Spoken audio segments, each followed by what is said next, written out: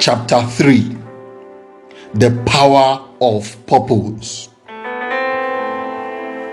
Men of purpose are men of impact. Let me begin by painting the picture of your destiny as contained in scriptures. We were not formed by our fathers and mothers. They are only channels through which the formation took place. Therefore, you are not a biological accident. You are deliberate creation of God. You are a child of destiny. So, you did not just happen. You were created. You are therefore not a child of circumstances. Rather, you are a child of destiny and cannot afford to live like a destitute. But life without a bearing is a burden. Martin Luther King Jr. said, "If any man has no purpose for living, he is not fit to live." Men of purpose are known to be men of impact, manufactured by God. We came into the world by God's deliberate design. He is our manufacturer. We are his product, and no product determines its function. Purpose is determined by the manufacturer. The use of a writing pen, for example, was determined by the manufacturer. It is not for cutleries on your dining table or cutting things in your kitchen. It may be 10 times the cost of your kitchen knife, but it will never offer you the value of a kitchen knife. Why? Because it is not designed for that purpose.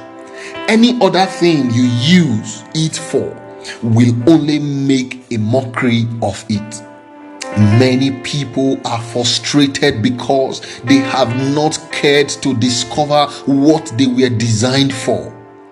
We are more bothered about what we are created to be than what we are created to do. A discovery of what you are created to do is called purpose. Doing what you are created to do is what makes you become what you are created to be. Finding what you are created to do and doing it will turn you into a man and woman of value. No matter how anointed, gifted, or enlightened you may be, if you lack purpose, you will not be accomplished. Purpose is what gives meaning to life. You are only guaranteed to get the best of results doing what you are created to do.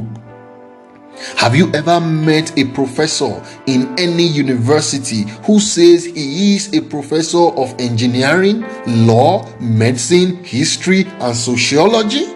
One man? Never. If everywhere is your destination, you are sure to get nowhere. Life is a journey, and only those who have a defined destination record progress. In my opinion, only those going somewhere ever get anywhere. Anyone going everywhere gets nowhere. For there is no such destination as everywhere. Unfortunately, though, there are many people going everywhere in the world today. They are daily going everywhere but getting nowhere. Yet they have not sat back to ask themselves where they are going. It is important for you to sit up and consciously discover the Creator's purpose for sending you to the world. Apostle Paul was a very enlightened man, a notable lawyer in his days, who ran wide like a rabid dog until he found divine purpose. Without divine guidance, the people run wide. Truly, life without a right bearing is a burden. Disposition to serve. You are here on a mission, commissioned to serve a purpose. There is an assignment that came down with you when you were born. That assignment has to be discovered before life can become meaningful. Every product is manufactured to serve a specific purpose. It is not what you want to be that matters, but what you are created to do, the reason for your existence that matters most. Therefore, purpose does not target possession, but is designed essentially for contribution. It is not designed for status, but for service. That is why only service-oriented dreams ever see the light of day. A discovery of purpose is essentially a discovery of your area of service. It is not a discovery of opportunity for possession or accumulation of material wealth, but a disposition to service. Service is the only way to actualize your purpose and fulfill your destiny. If you are here just to consume, you may end up being consumed. If you are here for possession, you are sure to end up in frustration. True greatness is a product of genuine service. It is your degree of commitment to service that determines your ultimate height in the race of life. The power of purpose is manifested in service. Your purpose can be discovered through the following scriptural ways. Visionary encounters. Vision in this context implies the spiritual unfolding of divine plan and purpose as it relates to you. Apostle Paul said, "Whereunto, O King Agrippa, I was not disobedient unto the heavenly vision." Acts chapter 26 verse 19. In most cases, vision is delivered at God's instance, as was the case with Moses, Gideon, and Paul the apostle. It is God calling out individuals and delivering assignments to them. Paul defined this as a heavenly vision in the above scriptures. And because God has not changed, He is still delivering visions to mankind till date. For instance, the mandate of the commission He gave to me was delivered in a similar heavenly vision back on May 2, 1981. After an 18-hour visionary encounter, which ended with a divine mandate, the hour has come to liberate the world from all oppressions of the devil through the preaching of the word of faith. And I am sending you to undertake this task. That was not a desire, intention, or ambition. It was purely a divine visitation. However, a heavenly vision can also be delivered through prayers of inquiry. I will stand upon my watch and set me upon the tower, and will watch to see what He will say unto me, and what I shall answer when I am reproved. And the Lord answered me and said, "Write the vision and make it plain upon tables, that he may run that readeth it. For the vision is yet for an appointed time, but at the end it shall speak and not lie. Though it tarries, wait for it, because it will surely come. It will not tarry." Habakkuk chapter 2, verse 1 to 3. You can stand upon your watch to hear what he will say to you by asking him, Lord, what is my assignment here on earth? What task have you assigned to me?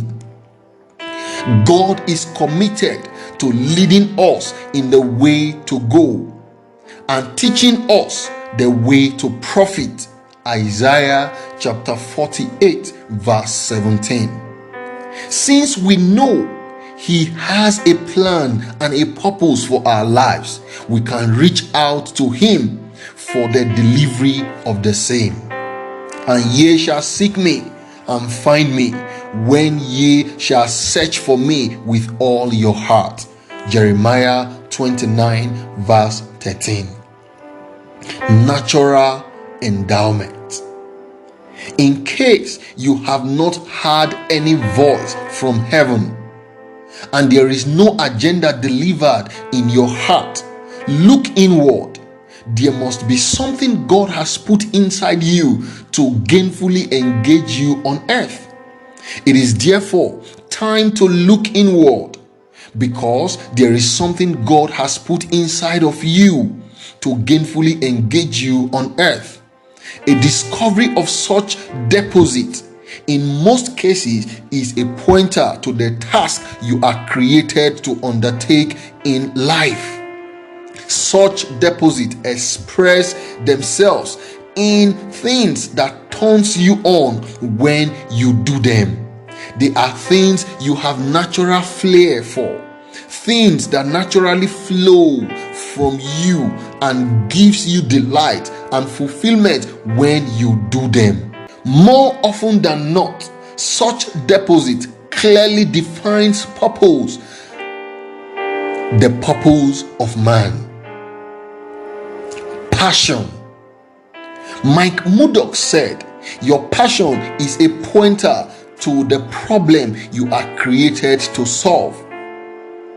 Your passion can be defined as things that get you emotionally caught up in your actions and reaction to certain things or issues. The renowned Mother Teresa was not known to have had any voice from heaven or carry any outstanding gift, but she had a passion for the helpless lepers in India. That passion was what made her. Nehemiah in scripture had no heavenly vision nor a remarkable gift, but carried an unquenchable passion for the afflicted in Jerusalem and the broken walls of the city. His passion gave him place in history. In my opinion, therefore, you are either running with a vision, going on a mission, or burning with a passion. Where none of these is the case, frustrations become the order of the day. Living without a definite assignment is like living in an asylum. Living for self makes a slave, but living for others makes a leader. Let me conclude this chapter by showing you 3 vital bearings you need to fulfill your discovered purpose in the journey of life. Spiritual bearing. According to scriptures, without God, we are helpless. Most Christians crash when they allow a little success to disconnect them from God. No matter how strong and beautiful a tree branch may be, it automatically withers once it is disconnected from the root and will ultimately die. When you stop seeking God, you start sinking in the sea of life. A spiritual root is the only guarantee for sustained accomplishment in life. Remember, it is His purpose you are running with, not yours, and you sure must require His backing. Visionary bearing. You must depend on God's direction for every step in your pursuit. Not every good idea is God's idea. Whatever lacks divine backing soon becomes a burden. God is the one who knows the end from the beginning, so following Him guarantees your safety. Life is a journey, and it is designed in phases. If you keep pace with God, you won't lose your peace. Some of the things you are trying to do today are perhaps designed to be done tomorrow in His plan.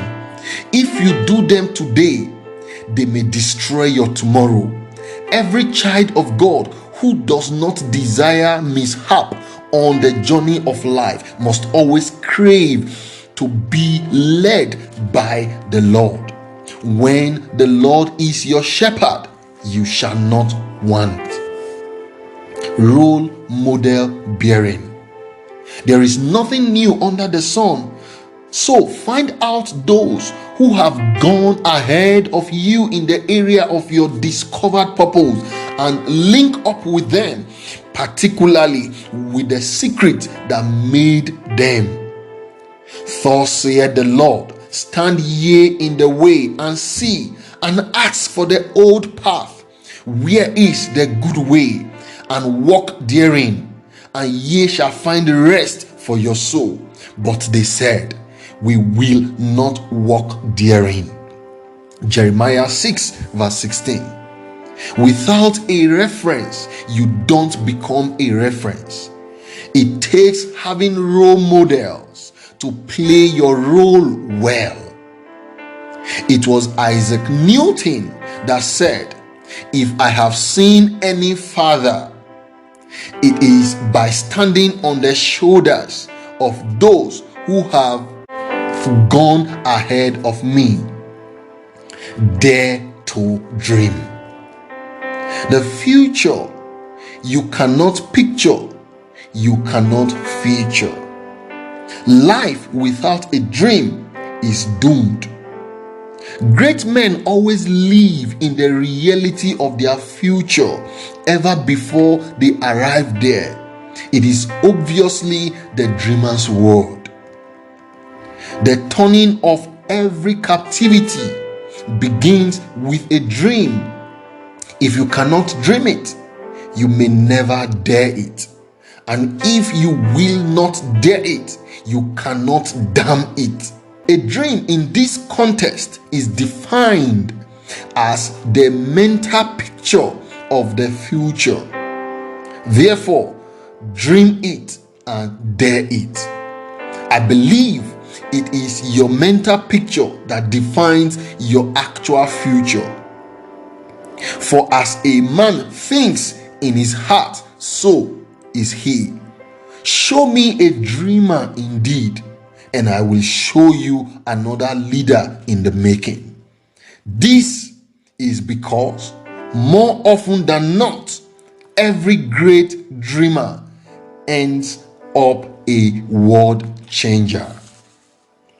Notes: Jeremiah chapter 1 verse 5, Psalms chapter 139 verse 14, Psalms chapter 100 verse 3, 1 Samuel chapter 2 verse 9, Psalms chapter 127 verse 1 to 2, Romans chapter 9 verse 16, John chapter 15 verse 4 to 6, Psalms chapter 23 verse 1, Proverbs chapter 14 verse 12, Proverbs chapter 16 verse 25, Isaiah chapter 51 verse 2, Hebrews chapter 6 verse 12. Ponder point: you don't need a century to effect a change. You only need effective preparation to provoke unusual transformations. Dr. David Oyedepo.